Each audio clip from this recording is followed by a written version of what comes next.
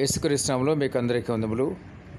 యేసుప్రభు ఈ లోకానికి వచ్చి ఆయన మానవుడిగా మరి కొంతకాలం 33.5 సంవత్సరాలు జీవించిన తర్వాత సిలువ మరణం పొంది 3వ రోజున సజీవంగా ఆయన లేచి ఆయన శిష్యులకు కనబడి ఆ తర్వాత ఆయన పరలోకానికి వెళ్ళిపోయినారు. జ్ఞాపకం చేసుకోండి, ఆయన దేవుడు కాబట్టి మాత్రమే 3వ రోజున లేచి ఉన్నారు. అది కూడా మరి ఆయన యొక్క మరణము, మరి ఆయన రక్తమంతా పోయినంతగా, మరి చివరి బొట్టు వరకు రక్తం అంతా పోయినది. అటువంటి వ్యక్తులు ఎవరైనా సరే బతకడానికి ఎక్కడా కూడా ఆస్కారం లేదు.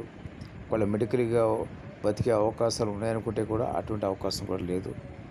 ఆయన దేవుడు కాబట్టి ఆయన మరణంను జయించి మళ్ళీ తిరిగి సజీవుడిగా అందరికీ కనపరుచుకుని ఆయన పరలోకానికి వెళ్ళిపోయినారు. మరి రెండవసారి ఆయన రాబోతున్నాడు. ఆయన మధ్యాకాశంలోకి వచ్చిన తర్వాత ఎప్పుడైతే ఆయన మధ్యాకాశానికి వస్తారో అప్పుడు ఎవరైతే ఇక్కడ మరి సజీవంగా ఉండి పరిశుద్ధులుగా ఉంటారో, పవిత్రులుగా ఉంటారో వాళ్ళు మధ్యాకాశానికి వెళ్తారు.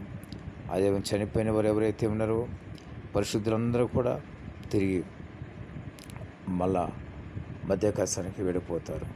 వాళ్ళంతా సజీవులే వెళ్తారు. జ్ఞాపకం చేసుకోండి. ఇక జీవించిన వ్యక్తులు ఎవరైతే వాళ్ళు మహిమ శరీరం పొందుకుని వెంటనే రెప్పపాటులో వారి శరీరం మహిమ శరీరంగా మారి మధ్యాకాశానికి వెళ్ళిపోతారు. ఈ విషయాలు మరి ఎంతమంది తెలియవో తెలుసుకోండి. కాబట్టి ప్రతి ఒక్కరూ పరిశుద్ధంగా పవిత్రంగా జీవిస్తే కనుక ఆయన పరలోక రాజ్యానికి వెళ్తారు. మొదట ఆయన 2వ రాకడ సమయంలో మరి మధ్యాకాశంలోకి వెళ్తారు. అక్కడ 7 సంవత్సరాలు పరిశుద్ధుల విందు ఉంటుంది.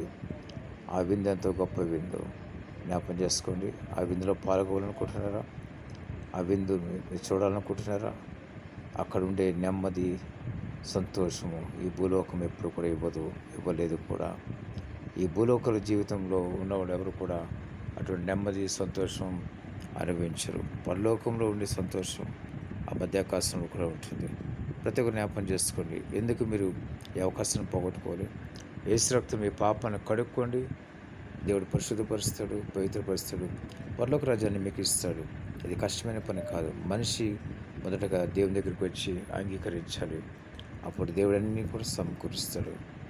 మనిషి వెనక రాకపోతే ఆయన మరి ఎటు వెళ్ళిపోతాడో మనిషికి తెలియదు.